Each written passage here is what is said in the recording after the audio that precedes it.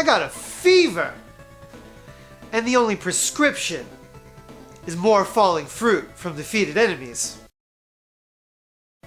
Guys, today's episode is about Coryoon, the cutesy, lovable shooter for the PC Engine. Yeah, I own it. Before you start jumping up and down, let's take a look and see if it's really worth the bragging rights. For those unfamiliar with the game, Coryoon is a horizontal shoot-'em-up for the PC Engine, or the TurboGrafx 16 in America. It was a Japan exclusive and released relatively late in the lifespan of the PC Engine, so naturally the demand is going to be high, which means it hits every checkbox for a game destined to be priced out of almost everyone's budget. Yeah, at some point the game became $400, and that's in Japan. I'm sure all the swindlers on eBay are charging way more. Interestingly, it was released by Naxat, makers of Psycho Chaser and Double Ring, but a quick play and listen to the music will immediately reveal that the game was developed by almost the exact same team as Zonk, which was supposedly made by Red Company. Very similar color palette and sprite sizes, same awesome sound driver and kick-ass music, same sound effects, and you can just feel it with the way the hit detection works. And that's a good thing. Zonk rules. Being the purist that I am, I'm perfectly happy to pay $400 or more for a game, if it's great. Is Coryoon a great game?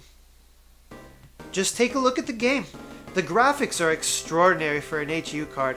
There are definitely TurboGrafx CD games that don't look this good. You've got several different kinds of power-ups and a super shot you can charge by taking your finger off the shot button for a couple seconds. No problems there. Plenty of different enemy designs and no slowdown, even though there's tons of stuff on screen most of the time, due to the fruits which enemies drop after you shoot them. Thoughtful and tricky boss patterns, and almost every single level has a mid-boss. The music is legendary. They built a sound driver a bit similar to the Soldier games that can actually get proper kick drums and snares on the TurboGrafx. This should be a top-level shooter, one of the best for the system. It's got everything you could want from a game of this era. My dear friends, despite what was clearly a lot of effort from the programmers, Coryoon is not what it looks like on the surface. I'm going to avoid using extreme language in this episode because Coryoon is not a horrible game, and even by some measurements, it could be called a good game. But people who are thinking about spending $400 or more for this deserve to know the truth. On your first play or two, Coryoon feels too good to be true. Sadly, there are a couple very small aspects of the game that come close to ruining it. First of all, if you have even one weapon power-up, you won't die when you get hit by an enemy or a bullet. Instead, you'll power down to the weakest shot you start out with. The only way you lose a life is if you take damage when you're not powered up at all. This is a problem because weapon power-ups appear way too frequently, and almost always immediately after you get hit. Eventually, some of the bosses do get hard enough to where you won't be able to get a power-up in time and are likely to lose some lives. Still no problem. Why, you ask? Because the amount of points needed to get a 1-up in this game is way too low in relation to the amount of points you constantly get.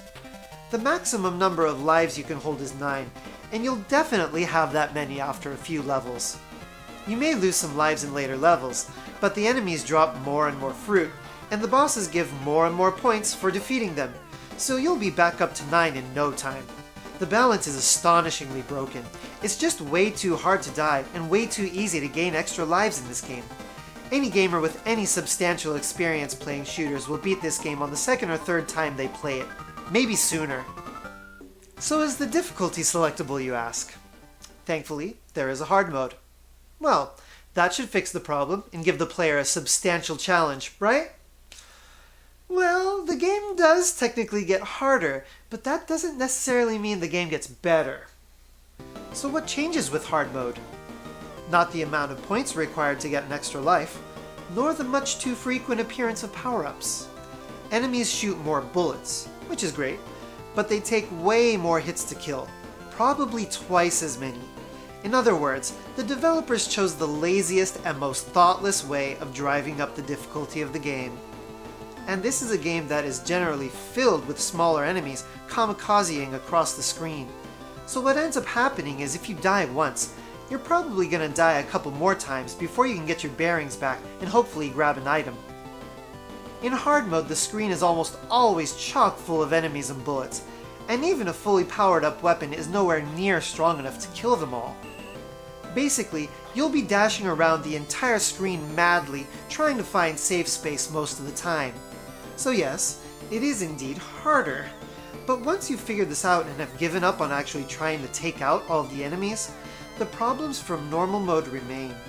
Power-ups and extra lives just keep on coming. Some spots just completely surround you with enemies charging in on you, so there's no avoiding it with skill. You'll just have to hope you've saved up enough lives to withstand it. Some people may genuinely find this fun.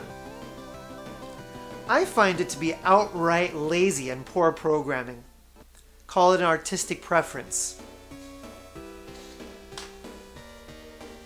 It breaks my heart to pieces that this game was so beautifully done on an artistic level, but something so small like the power-up and point system could take so much away from the gameplay.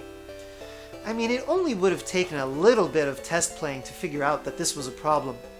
Come on guys, you've got to play test your own games before you send them out to market. Well, to be fair, nobody who had worked on this game ever probably could have imagined that someday it would end up costing $400. I really want to like this game, but as it is, Coryoon is a great soundtrack, and little else. Don't make the mistake of paying a whole crap load of money for it. Alright guys, that's going to wrap up this episode. As always, thanks for watching, and if you're interested in buying my copy of Coryoon, give me a call at 1-800-YOU'RE-AN-IDIOT.